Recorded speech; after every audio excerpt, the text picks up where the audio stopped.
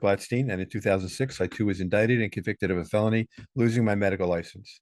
To call this a life-altering event was at best an understatement. All of you are going through this similar event in your own way, which is why I'm putting all this together. With work, I was able to get my license reinstated in full back in 2010. The lesson or my takeaway from this is that prison is going to be temporary.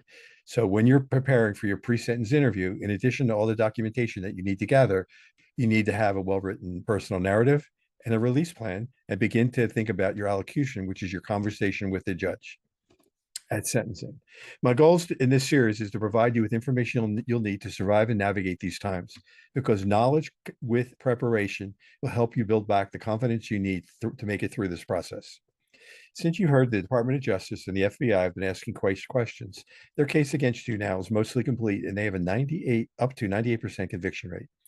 Delaying to take the next step really is at your peril. What is that step? It's getting a good legal defense team, but you want someone who practices federal criminal defense in federal court. And just hiring a legal team doesn't mean that they have experience. They also need a proven track record of successfully defending cases like yours. And this is important. You also need to be a good fit, because if you're not comfortable with them, then you're not going to get the best possible outcome. Therefore, the choices that you're making today will help you tomorrow. Should you have any questions, please don't hesitate to call and consider engaging my services at 240-888-7778.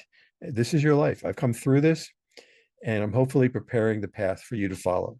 My comment, so that it's not as hard for you. You must also pay attention to when you're arraigned is when you're charged, and the defendant what the charge is, and you must pay attention to what you are allowed and not allowed to do once you're placed on pretrial release. Now, pretrial release, like I was, be on your own personal recognizance. Maybe you have to put up bail.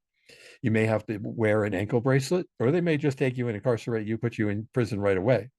But if you're under probation officer while you're awaiting, arraignment, while you're waiting to plea or to do what you're going to do, trial or plea, you need to do everything that they tell you you're allowed to do, and don't do what you're not allowed to do. And do not lie to any officers or your attorney, and don't lie on any documents, because all of that can be held against you. At the start of the legal process, the magistrate judge is going to introduce the charges to you.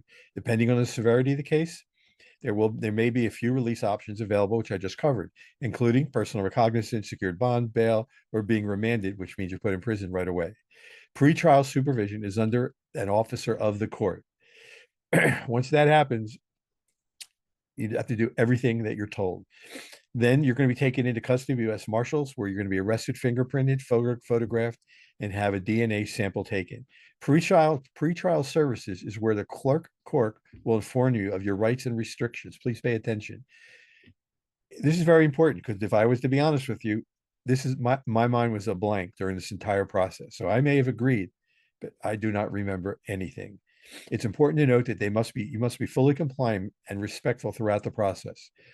Firearms are not allowed, and you may be required to wear an ankle bracelet to have your movements monitored. To engage my services or have your questions or concerns answered, give me a call today at 240-888-7778. This is my own personal cell, and I answer and return all of my own calls. You can also get free information on my website at pprsus.com. That's P as in Paul, P as in Paul, R as in Robert, S as in Sam, US.com, otherwise known as Physician Pre-Sentence Report Service. I appreciate you taking the time to listen, and I hope you found this helpful. Have a good day.